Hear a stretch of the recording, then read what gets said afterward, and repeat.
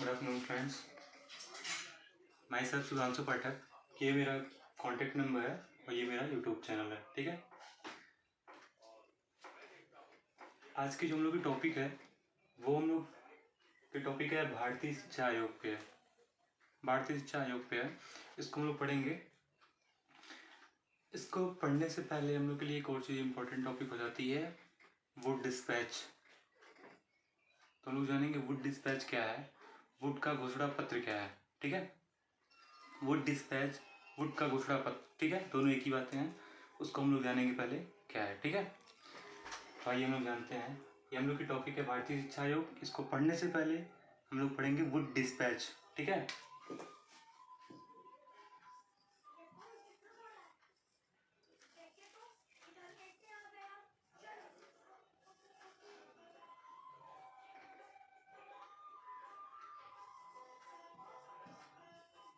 Would का घोषणा पत्र। ठीक है,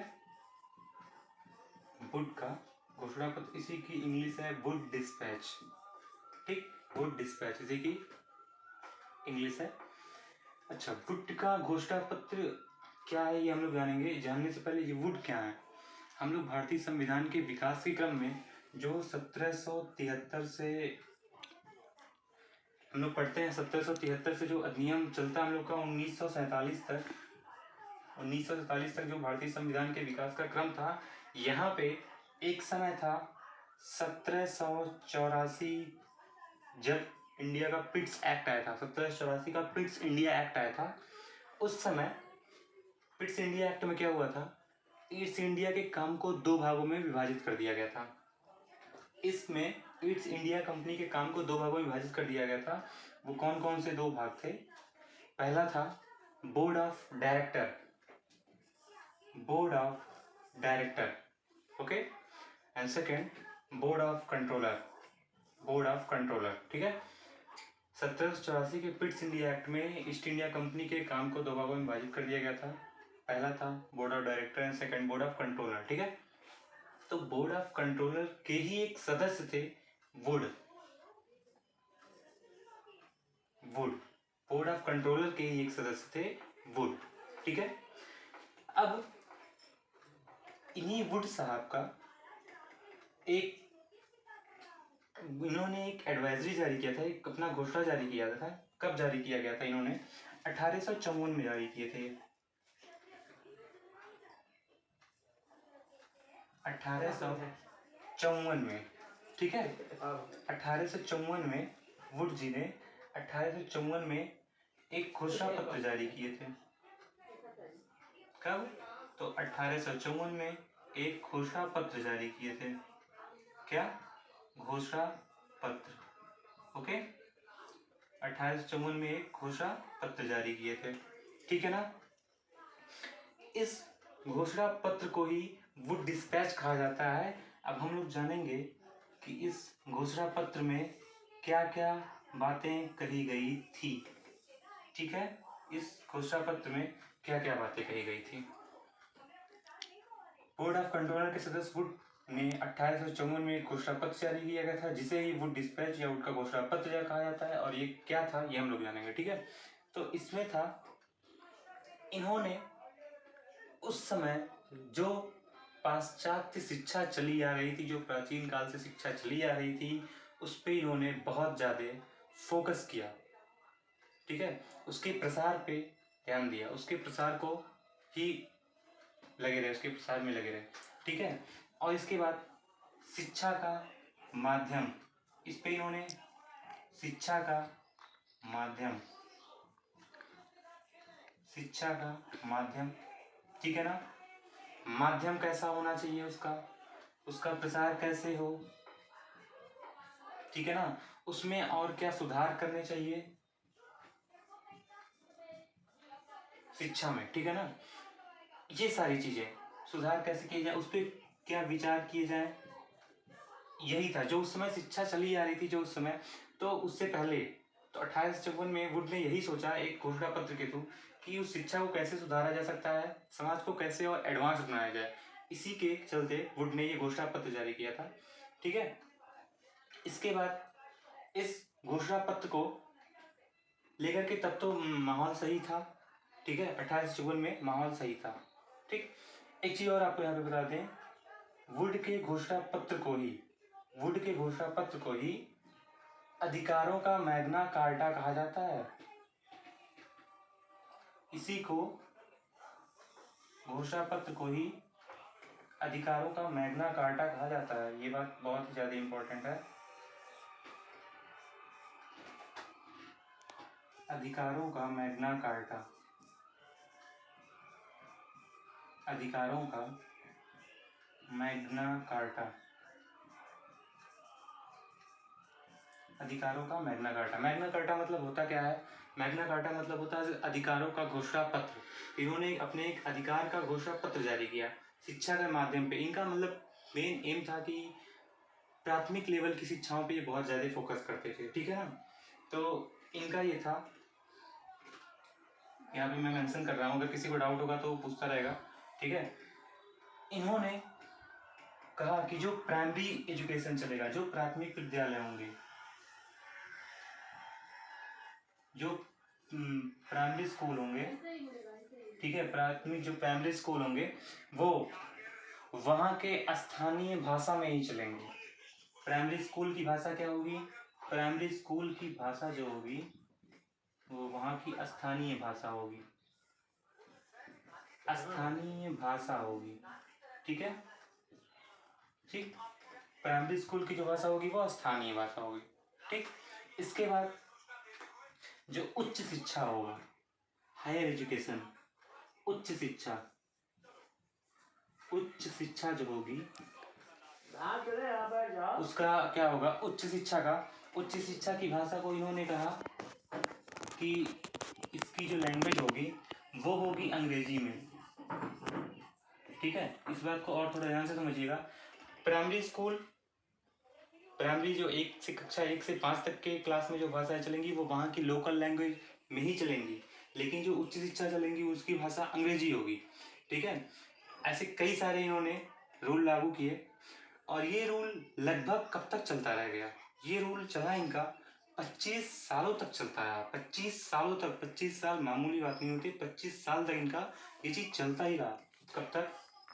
तो यहाँ पे हम मेंशन कर दे रहे हैं, ये यहाँ पे चला था 25 साल तक चलता रहेगा। 25 साल में क्या होता है कि कई चीज़ें पुरानी हो जाती हैं और समय के हिसाब से परिवर्तन बहुत ज़्यादा ज़रूरी है, बहुत ज़्यादा, समय के हिसाब से तो परिवर्तन बहुत ज़्यादा ज़रूरी है। तो इनका 1854 में इनका लागू हुआ था। हम लोग देख लेंगे 25 साल कब तक होता है, तो 1854 में हम लोग यहाँ पे 25 ऐड करेंगे तो 5 4 9 हो गया, 5 तो 7 हो गया। 1879 तक इनका चलता रहा। सोचिए कितनी बड़ी बात है। इसी बीच में कब तक चलता रह गया? 1879 तक चलता रह गया बिना किसी रुकावट के। लोग बोर होते रहे लेकिन कोई मतलब नहीं उससे, ठीक है ना। इसी बीच में क्या हुआ था, जब कोई चीज़ पुराना हो जाता है तो उसमें बदलाव की मांग आने लगती है। तो इस घोषणा के विरुद्ध, इस नियम के विरुद्ध अब आवाज़ें उठने शुरू हो गई, ठीक है ना। आवाज़ें जब उठनी शुरू हो गई वहाँ के लोकल पीपुल्स के द्वारा, तो प्रॉब्लम भी होना शुरू हो गया, ठीक है। अब जब ये 1879 में 1879 तक ये चलता रहा, लेकिन इसकी बीच में, इसी बीच में, इसके बाद भी इनके विरुद्ध, इनके अगेंस्ट आवाज़ उठना शुरू हो गया, ठीक है। अब उसके चक्कर में हम लोग आते हैं थोड़ा सा आगे। 1880 में जो भारत के गवर्नर जनरल, फिर से रिपीट कर दे रहा हूँ, ये चल रहा था 25 साल तक कोई दिक्कत नहीं हुआ, लेकिन फिर इसके बाद दिक्कतें होना स्टार्ट हो गई। तो हम लोग आगे आते हैं 1880 में जो भारत के गवर्नर थे वो थे लॉर्ड रिपन। कौन थे? Lord Ripon. तो इन पे प्रेशर आने लगा कि इस व्यवस्था को अब बदला जाए। एक आदमी, दो आदमी ऐसा कहेगा तो नहीं माना जाएगा, लेकिन जब पूरी पब्लिक, वहाँ की लोकल पब्लिक कहने लगी तो इन पे प्रेशर बढ़ा, ठीक है। इन पे प्रेशर बढ़ा। उस समय जो भारत में ईसाई मिशनरियाँ थी या इंग्लैंड में जो ईसाई मिशनरियाँ थी वो भी दबाव डालने लगी इस व्यवस्था को बदलने के लिए। तो इन्हें मजबूरन ये कदम उठाना पड़ा और इन्हें सोचने पे विवश होना पड़ा। उन्हें वहाँ के लोकल पीपल्स को, वहाँ के लोगों को, भारत के लोगों को, लॉर्ड रिपन को ये भरोसा दिलवाना पड़ा कि हम इसके बारे में सोचेंगे और इस पर बदलाव करेंगे। तो लॉर्ड रिपन के द्वारा 1880 में जो बदलाव लागू किया गया वही था भारतीय शिक्षा आयोग। ये लागू किया गया था, लाया गया था, लेकिन लागू कब हुआ था? 1882 में, 3 जनवरी 1882 को लागू किया गया था लॉर्ड रिपन के द्वारा। उसी को हम लोग भारतीय शिक्षा आयोग कहते हैं, चाहे उसी को हम लोग हंटर आयोग कह लेंगे। तो इन्हीं के द्वारा, लॉर्ड रिपन के द्वारा 1882 में भारतीय शिक्षा आयोग आया था। भारतीय शिक्षा आयोग आया था, ठीक है, भारतीय शिक्षा आयोग आया था, ठीक। किसके द्वारा आया था भारतीय शिक्षा आयोग? लॉर्ड रिपन के थ्रू आया था, ठीक है। अभी हम इसको आप लोग को, अगर आप लोग चाहिए तो हम आप लोग को नोट भी दे रहे हैं, ठीक है, आप लोग उसके थ्रू क्लियर कर लीजिए। अभी तक हमने जो आपको समझाया है उसी का हम आपको एक नोट देने की कोशिश किए हैं। इस नोट में केवल और केवल वही पॉइंट कहा गया है जो हमने आपको समझाया है, बताया है, ठीक है। इसके बाद भी अगर आपको कोई प्रॉब्लम क्रिएट होता है तो that is my contact number, you can contact me, okay. Now come to the points. हम लोग एक एक करके 1 by 1 सारा पॉइंट हम लोग देखेंगे, ठीक है। फर्स्ट है, हम लोग जो पढ़े हैं, बोर्ड ऑफ कंट्रोलर के प्रधान चार्ल्स फुट द्वारा 19 जुलाई 1854 को ये जारी किया था, ठीक है। वुड का घोषणा पत्र कब जारी किया गया था? 19 जुलाई 1854 को, ठीक है। इतनी बातें क्लियर? किसके द्वारा? चार्ल्स फुट के द्वारा। ये किसके प्रधान थे? बोर्ड ऑफ कंट्रोलर के प्रधान थे। इसमें भारतीय शिक्षा पर एक व्यापक योजना प्रस्तुत की गई जिसे वुड डिस्पैच कहा गया। वुड डिस्पैच या वुड का घोषणा पत्र बात एक ही है। इसमें एक व्यापक योजना प्रस्तुत की गई थी, उसी को ही वुड डिस्पैच कहा गया, ओके। इसमें इन्होंने वुड साहब 100 आर्टिकल्स, 100 अनुच्छेद का प्रस्ताव दिए थे, जिसमें शिक्षा का उद्देश्य कैसा होना चाहिए, क्या होना चाहिए, उसका माध्यम क्या होना चाहिए, शिक्षा किस मीडियम के थ्रू मिले, उसमें क्या सुधार कर सकते हैं, ये बातें मेंशन थी, ठीक है। हमने अगला पॉइंट ये भी बताया कि वुड डिस्पैच को भारतीय शिक्षा का मैग्ना कार्टा कहा जाता है। मैग्ना कार्टा मतलब अधिकारों का घोषणा पत्र कहा जाता है। इसके बाद इसमें पाश्चात्य शिक्षा के प्रसार को सरकार ने अपना उद्देश्य बनाया। पाश्चात्य शिक्षा मतलब जो अब तक चली आ रही थी उसी को प्रसार करने के लिए अपना उद्देश्य बनाया। इसके बाद उच्च शिक्षा को अंग्रेजी भाषा के माध्यम से दिए जाने पर बल दिया। जो उच्च शिक्षा थी उसे अंग्रेजी भाषा के माध्यम से देने का प्रसार बल दिया गया। और जो देसी भाषा के विकास पर भी महत्व दिया गया था। ऐसा नहीं कि अंग्रेजी भाषा के माध्यम को हाई किया जाने लगा और ये देसी भाषा जो उस समय थी उसको विलुप्त किया जा रहा था, नहीं, उस पर भी विकास पे ध्यान दिया गया बराबर, ठीक है। ग्राम स्तर पर ये चीज समझिएगा, ग्राम स्तर पर देसी भाषा के माध्यम से एक गांव पे जो वहाँ की लोकल लैंग्वेज थी उसी लैंग्वेज के माध्यम से प्राथमिक पाठशालाएं मतलब प्राइमरी कक्षा 1 से 5 तक के पाठशालाएं स्थापित हुई, ठीक है। इसके बाद नेक्स्ट है, जिले में हाई स्कूल स्तर के एंग्लो वर्नाक्यूलर कॉलेज खोले गए। हाई स्कूल स्तर के एंग्लो वर्नाक्यूलर कॉलेज खोले गए, ओके। तो देखिए एक चीज, देसी भाषा के विकास पे भी महत्व दिया गया। उच्च शिक्षा में अंग्रेजी भाषा, प्राथमिक शिक्षा में कैसा होना चाहिए, प्राथमिक जो पाठशाला थी वहाँ की लोकल लैंग्वेज, ये 3 बातें ध्यान रखिएगा, ठीक है। घोषणा पत्र में सहायता अनुदान दिए जाने पर भी बल दिया। इसके बाद नेक्स्ट है, वुड डिस्पैच के प्रभाव में आने के बाद अधोमुखी निस्यंदन का सिद्धांत समाप्त हो गया, ठीक है। तो यही बातें एकदम वही बातें हैं जो हमने आपको समझाया, उसी बात का एक नोट्स है। अभी जिसको ये आप लोग को समझ में अगर नोट्स बनाना है तो इसको वीडियो को पॉज करके आप लोग नोट्स बना सकते हैं। इसमें भी और भी पॉइंट्स हैं, इसको हम आप लोग को इसी में भी और भी लिखना है आपको, तो इसको भी हम आपको नोट दे रहे हैं, इसको आप लिखिए खुद करके और तुरंत हम आपको दे रहे हैं। हम लोगों को पॉइंट हो चुका था, इसके बाद फिर हम लोग को उसी में उसका कुछ पार्ट था जो हम लोग फिर से कंटिन्यू उसके बाद से आगे से कंटिन्यू करेंगे। तो जो योजना वुड डिस्पैच लगा था, वुड डिस्पैच जो आप लोगों ने देखा था अभी तक, जो लिखा आपने अभी तक, इसके बाद आगे कंटिन्यू टॉपिक वही है। वुड का घोषणा पर भारतीय शिक्षा पर व्यापक रूप से प्रभाव पड़ा। वो योजना 25 वर्ष तक चलती रही, जैसा हमने बताया।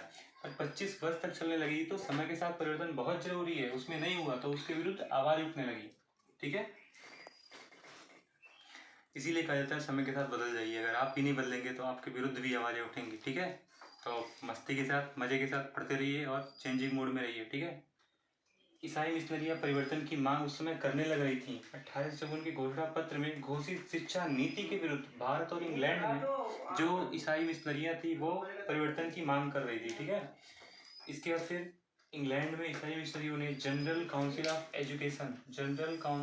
एजुकेशन इन इंडिया सोसाइटी का गठन किया। इंग्लैंड में ईसाई मिशनरियां जो थी, जो इंग्लिश धर्म का प्रचार प्रसार करती थी, जो जैसे आजकल कार्मल स्कूल है वैसे general council of education in India का गठन किया। ठीक है, कहाँ पे? इंग्लैंड में।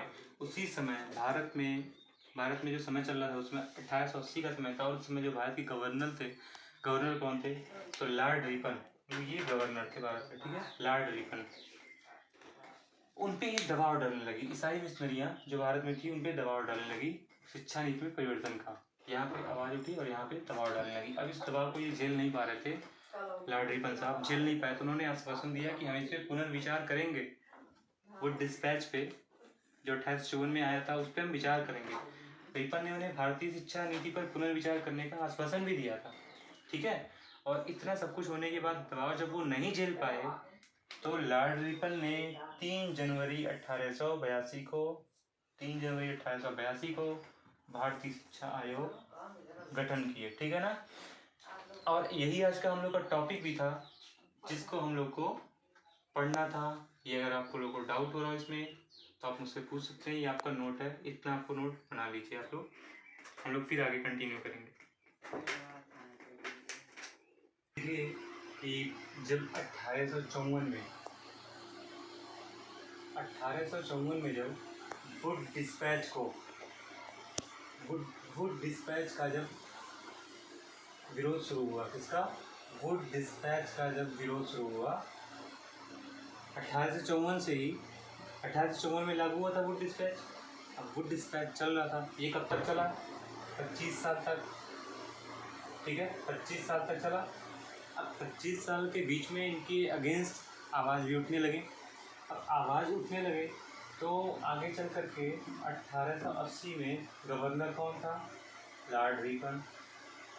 ठीक है, लॉर्ड रिपन ने मजबूर होकर के कब? 1882 में एक आयोग प्रस्तुत किया जिसे हम लोग कहते हैं भारतीय शिक्षा आयोग, और उसी को ही हम लोग कहते हैं हंटर कमीशन। ठीक है ना, तो हम लोग उसको इसी चीज़ को डिटेल में थोड़ा सा पढ़ते हैं। ठीक है, आप लोगों को डाउट अगर हो रहा हो, डाउट होगा तो आप लोग कॉन्टेक्ट कर सकते हैं हमसे। आइए, ये है भारतीय शिक्षा आयोग। कब लागू हुआ था? हमने बताया 1882 में। इसको हम लोग क्या कहते हैं? Hunter commission. गठन एक कब हुआ था? 3 जनवरी 1882 को इसका गठन हुआ था। किसके द्वारा? तो रिपन जी के द्वारा। ठीक है, अध्यक्ष इसका कौन था? William Hunter. ठीक है, सचिव BL राइस। इसमें सदस्य कितने थे ये पूछा जाता है, तो सदस्य इसमें 20 थे, जिस 20 सदस्य में से 7 भारतीय भी थे। ठीक है, अब इसे हंटर कमीशन क्यों कहा जाता है? इसे हंटर कमीशन या भारतीय शिक्षा आयोग 1882, तो हंटर कमीशन क्यों कहा जाता है? क्योंकि इसके जो लॉर्ड रिपन थे, इस आयोग का जो गठन किया वो विलियम हंटर की अध्यक्षता में किया था, इसलिए इसे हंटर कमीशन कहा जाता है। ठीक है, आयोग ने संपूर्ण देश के शैक्षिक कार्यकलापों व परिस्थितियों की जांच व गहन अध्ययन कर मार्च 1883 में 600 पन्ने का एक विस्तृत प्रतिवेदन प्रस्तुत किया। ये जो हंटर आयोग है, हंटर कमीशन है, ये मार्च 1883 में एक विस्तृत प्रतिवेदन दिया जो कितने पन्ने का था? 600 पन्ने का था। ठीक है ना, 600 पन्ने का दिया। सारे शैक्षिक क्रियाकलापों और परिस्थितियों की जांच और अध्ययन करके दिया था। ठीक है ना, और उसमें क्या था? इस 600 पन्ने में क्या था ये हम लोग पढ़ रहे हैं, जिसमें शिक्षा के लगभग सभी स्तरों एवं पक्षों पर महत्वपूर्ण अनुशंसाएं की गई थी। शिक्षा किस स्तर में देनी चाहिए, उसका क्या होना चाहिए, उसका क्या स्तर होना चाहिए, उसमें क्या सुधार करना जाना चाहिए, ये सारी चीज़ें इसमें मेंशन थी। ओके, रिपन की नवीन शिक्षा नीति की घोषणा से पूर्व वुड के घोषणा पत्र की पूर्णतः समीक्षा करने के आदेश दिए।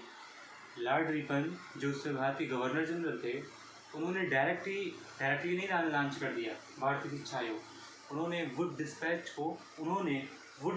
को फिर से रिव्यू करने की मांग की। रिव्यू मतलब जानते हैं ना, रिव्यू अफसर, समीक्षा अधिकारी।